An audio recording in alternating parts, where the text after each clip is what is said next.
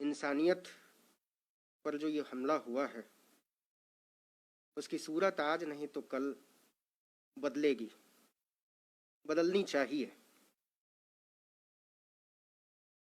मैंने आज से पहले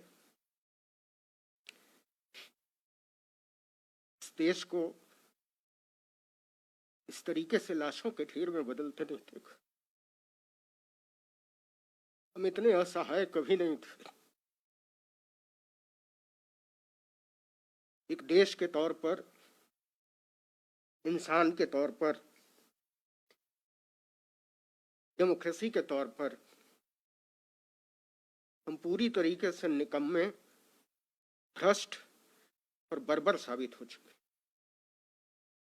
हम में से हर एक आदमी अपनी नजरों में गिरा हुआ है।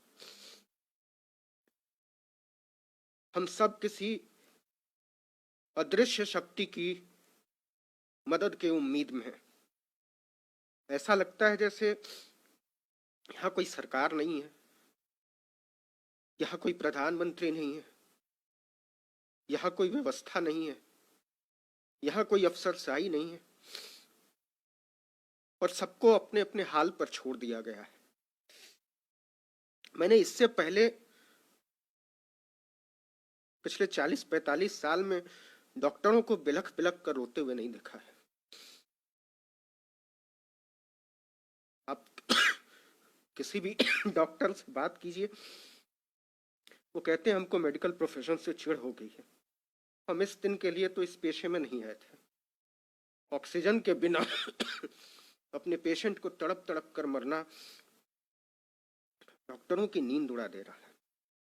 और आप यकीन मानिए, मुझे ऐसा लगता है कि आज से साल भर बाद हमारे डॉक्टर बहुत सारी मानसिक बीमारियों से लड़ रहे होंगे।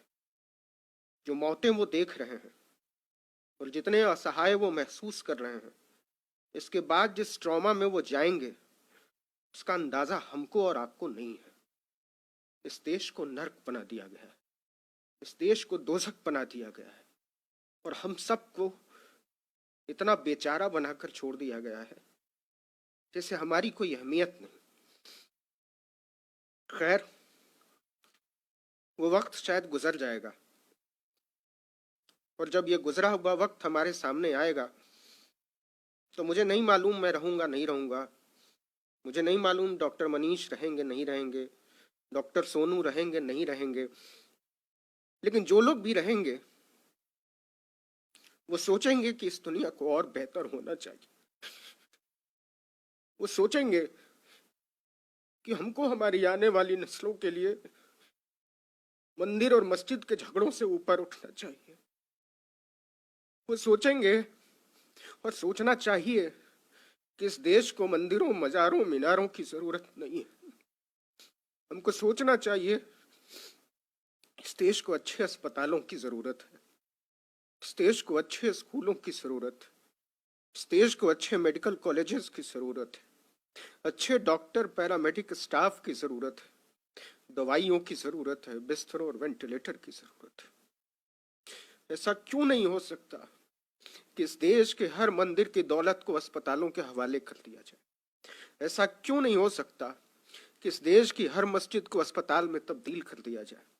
ऐसा क्यों नहीं हो सकता कि इस देश में कोई मंदिर तब तक नहीं उठेगा जब तक कि उसके साथ 100 बिस्तर का अस्पताल नहीं बनाया जाएगा, उसके साथ कोई स्कूल अटैच नहीं होगा? हमको सोचना पड़ेगा।